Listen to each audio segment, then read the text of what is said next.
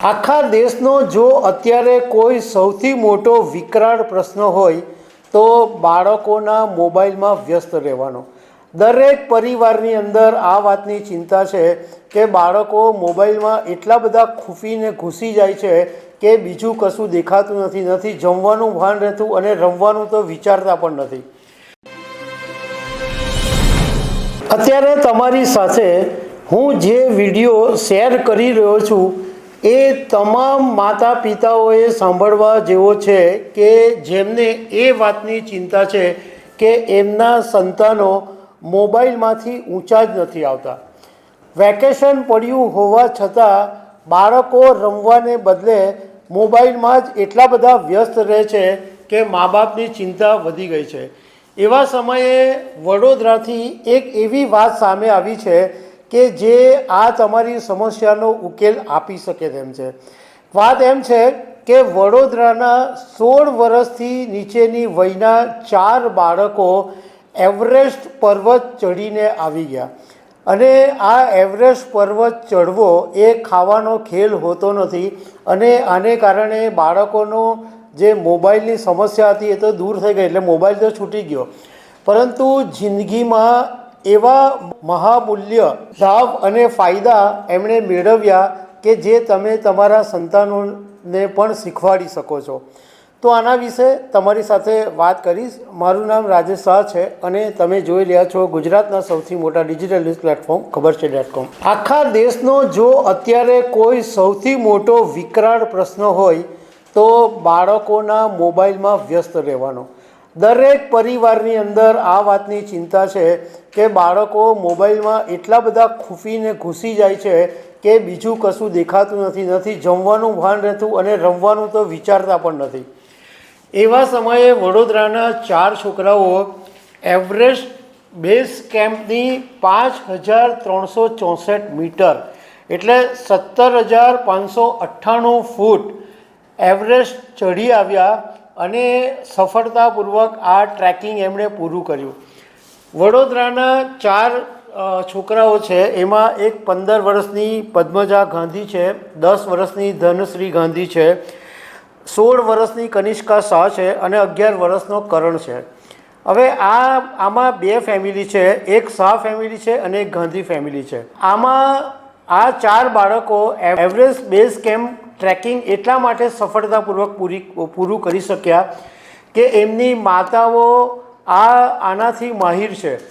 આ ટ્રેકિંગ કેમ્પો દર વર્ષે એમની માતાઓ જાય છે અને એમને બધી બાબતની તાલીમ છે. એટલે આ વખતે એમણે એવું નક્કી કર્યું કે વેકેશનની અંદર બાળકો મોબાઈલમાં વ્યસ્ત રહે એના કરતાં એવરેસ્ટ ટ્રેકિંગ કેમ્પ પર બાળકોને પણ સાથે લઈને જવામાં આવે.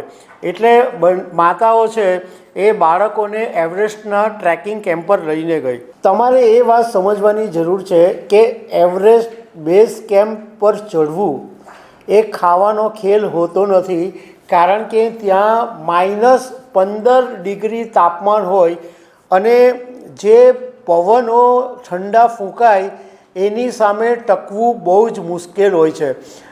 તાલીમ તો બહુ જ જરૂરી છે, પરંતુ સાથે સાથે પોતાનો આત્મવિશ્વાસ હોવો પણ એટલો જ જરૂરી છે. અને આ 16 વર્ષથી નીચેની વયના 4 બાળકોએ 9 દિવસ સુધી ટ્રેકિંગ કર્યું અને આખરે સફળતાપૂર્વક તેઓ એવરેસ્ટ ચડી ગયા. હવે આ બાળકોએ જે વાત કરી કે આ કેવી રીતના બન્યું, મતલબમાં એટલું ઇઝી નથી કે તાલીમ મેળવી લીધી અને એવરેસ્ટ ચડી ગયા અને મમ્મી પપ્પા સાથે હતા તો ચડી ગયા, એટલું ઇઝી નથી. બાળકોએ એમ કીધું કે એ લોકો છેલ્લા 3 મહિનાથી 100 ફ્લોર ચડવા ઉતરવાની દરરોજ પ્રેક્ટિસ કરતા હતા. 3 મહિના સુધી પ્રેક્ટિસ કરી. આ ઉપરાંત દર અઠવાડિયે તેઓ પાવાગઢ જતા અને પાવાગઢનો પગથિયા ચઢ ઉતરવાની પ્રેક્ટિસ કરતા અને એ રીતના એવરેસ્ટ ચડવાની પહેલાંની તાલીમ એમણે એવી રીતના મેળવી. હવે રાધા શાહ અને મેઘના ગાંધી 2 મહિલાઓ છે કે જે દર વર્ષે ટ્રેકિંગ માટે જાય છે અને એમને આવા માઉન્ટ ચડવાના અનુભવ છે. એમણે એવું કીધું કે દરરોજ એ લોકો 4 થી 5 કલાક ચાલતા હતા, પરંતુ છેલ્લા દિવસોની અંદર તો એમણે 8 થી 9 કલાક ચાલવું પડતું હતું અને બાળકોને સતત પાણી પીવડાવવાની જરૂર પડતી હતી, કારણ કે જેમ જેમ ઊંચાઈએ જાય એમ હવા પાતળી થઈ જતી હતી. એટલે આ જ વસ્તુ સમજવા જેવી છે કે તમે કોઈ પર્વત ચઢો તો જેમ જેમ ઉપર જાઓ તેમ હવા છે એ પાતળી થઈ જાય તો શ્વાસ લેવામાં પણ મુશ્કેલી પડે અને એટલો ઠંડો પવન હોય, બરફ હોય અને તમને કશું દેખાય નહીં, અને એવા સંજોગોની અંદર તમારે આગળ વધવાનું એવરેસ્ટ જેવા પર્વત ઉપર એ ખાવાના ખેલ નથી હોતા. હવે તમને સાથે સાથે એ પણ વાત જણાવી દઉં કે આવી રીતના એવરેસ્ટના કે કોઈ પણ ટ્રેકિંગ કેમ્પ કરવાથી બાળકોમાં કયા કયા ફાયદા થાય, બાળકોને શું ફાયદો થાય એનાથી. તો સૌથી પહેલી તો બાળકની અંદર એક સહનશક્તિ ખીલે, એને તાકાત આવે, એ ચડી શકે. બીજું, એની જે એનર્જી લેવલ છે એ ખાસું એવું વધી જાય. અને સૌથી મોટો ફાયદો એ છે હેલ્થનો. તમારી શારીરિક તંદુરસ્તી આવા ટ્રેકિંગ કેમ્પ કરવાથી એટલી બધી મજબૂત રહે કે તમારું હૃદય અને ફેફસા છે એ તમારા એકદમ મજબૂત રહી જાય. સૌથી મોટો ફાયદો બીજો એ પણ થાય કે જ્યારે બાળક આટલી નાની ઉંમરમાં આવી રીતના કોઈ એક સાહસ કરે અને એ ડગલું માંડીને આગળ વધે એટલે એનો જે આત્મવિશ્વાસ છે એ એકદમ બુલંદી થઈ જાય, આત્મવિશ્વાસ એનો ગજબનો વધી જાય.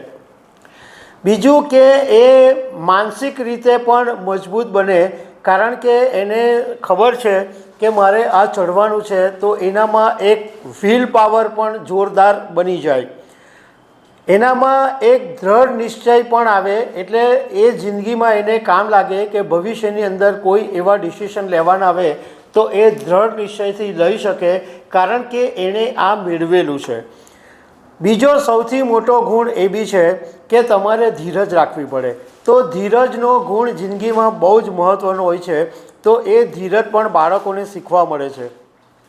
બીજું કે તમે જ્યારે આવા ઊંચા લેવલે તમે એવરેસ્ટ બેઝ કેમ્પ તમે સર કરો તો એમ એવું તો હોતું નથી કે સડસડાટ તમે પહોંચી જાઓ.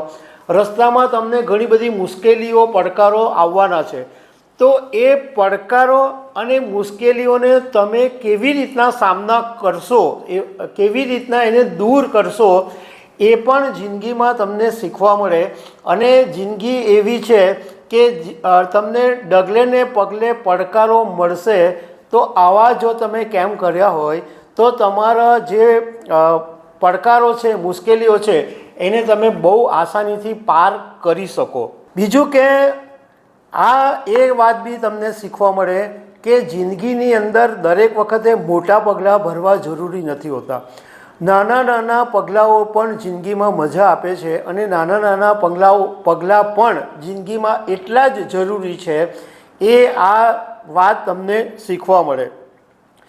બીજું કે બાળકોને ખબર નથી હોતી પ્રકૃતિ અને પર્યાવરણ વિશે, પણ આવી રીતના જ્યારે જાય ત્યારે એને પ્રકૃતિ વિશે ખબર પડે, પ્રકૃતિ અને પર્યાવરણ વિશે એ સંવેદનશીલ બને. તો એની અંદર ઘણા બધા ગુણો વિકસી જાય, કારણ કે એ પ્રકૃતિને જેમ નજીકથી જાણે એમ એને ખબર પડે કે ખરેખર જિંદગી તો આ જ છે. બીજું કે આવા કેમ્પની અંદર તમે એકલા તો જતા નથી, તમારી સાથે ઘણા બધા હોય, તો એક ટીમ વર્ક કેવી રીતના કામ કરે એ પણ આવા કેમ્પમાંથી તમને શીખવા મળે. બીજું કે તમે આવી રીતના 9 દિવસ સુધી ટ્રેકિંગ કેમ્પ કરો એટલે ઘણા બધી મુશ્કેલીઓનો તમે સામનો કર્યો તો ઓટોમેટિકલી તમે ડાઉન ટુ અર્થ થઈ જ જાઓ, તમે એકદમ નમ્ર થઈ જાઓ અને તમને લોકોને આદર આપવાની સમજ પડે, લોકો પ્રત્યે કૃતજ્ઞતા વ્યક્ત કરવાની તમને સમજ પડે. અને આ અનમોલ ખજાનો છે કે જે તમને આવા બધા ગુણો તમને શીખવાડે છે. જ્યારે તમે એવરેસ્ટ બેઝ ચડી જાઓ અને સફળ થાઓ ત્યારે તમને ખબર પડે કે ઓહ, જિંદગી તો આટલી સરળ છે, અને એનું મૂલ્ય ત્યારે તમને સમજાય. તો આ સ્ટોરી શેર કરવા પાછળનો આશય એટલો છે કે એવું રડિયા કરવાને બદલે કે અમારો બાળક મોબાઈલમાંથી બહાર જ નથી આવતો, તો આવા જે ટ્રેકિંગ કેમ્પ છે અથવા કોઈ પણ એવી પ્રવૃત્તિ કે એનો રસનો વિષય છે એ તરફ એને ડાયવર્ટ કરવામાં આવે તો બાળકનું જે અંદરનું જે ટેલેન્ટ છે એ બહાર આવશે. તો દર્શક મિત્રો, આવી અનેક વાતો સાથે અમે તમને મળતા રહીશું. Thank you very much.